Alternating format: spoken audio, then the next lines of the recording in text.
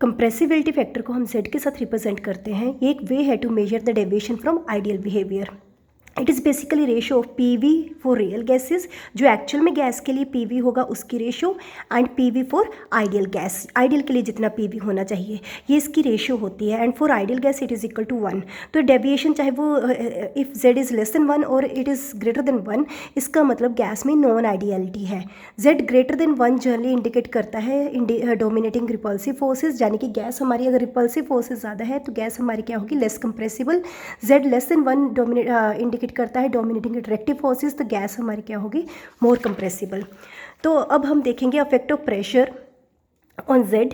तो जब भी हम प्रेशर को इंक्रीज़ करेंगे तो गैस में क्या होगा, ये हमारी गैस है इसके मॉलिक्यूल्स में अट्रैक्टिव फोर्सेस बढ़ जाएंगी।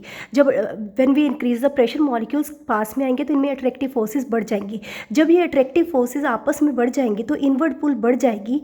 इस वजह से गैस मॉलिक्यूल्स जो वॉल्स पे प्रेशर एक्सर्ट करेंगे वो कम हो जाएगा। तो यानी कि pressure of gas decreases, pressure कम होगा तो ये न्यूमिनेटर हमारा कम हो जाएगा, तो z हमारा 1 से कम होना शुरू हो जाएगा। लेकिन आफ्टर सम पॉइंट जब मॉलिक्यूल बहुत ही पास आ जाएंगे तो there will be inter nuclear repulsion and inter electronic repulsions. उन रिपल्शंस की वजह से मॉलिक्यूल्स दूर दूर जाना शुरू हो जाएंगे फिर से, और जब इनमें रिपल्सिव फोर्सेस आ जाएंगी तो फिर क्या होगा कि pressure of gas will increase, तो z विल स्टार्ट राइजिंग। तो इस वजह से फिर से राइज करना शुरू हो जाएगा। हाइड्रोजन हीलियम की एक्सेप्शन रहती है क्योंकि वो पहले इतने छोटे मॉलिक्यूल है कि अगर उनको पास में लेके आया जाए तो उनमें रिपल्सिव फोर्सेस ही हमेशा डोमिनेट करती है।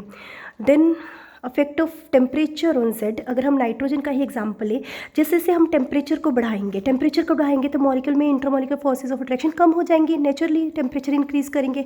तो जब ये इंटरमॉलिक्यूलर फोर्सेज ऑफ अट्रैक्शन कम हो जाएंगी तो pressure of gas on walls क्या हो जाएगा, वो बढ़ जाएगा। जब वो बढ़ जाएगा न्यूमिनेटर बढ़ेगा तो z विल इंक्रीज।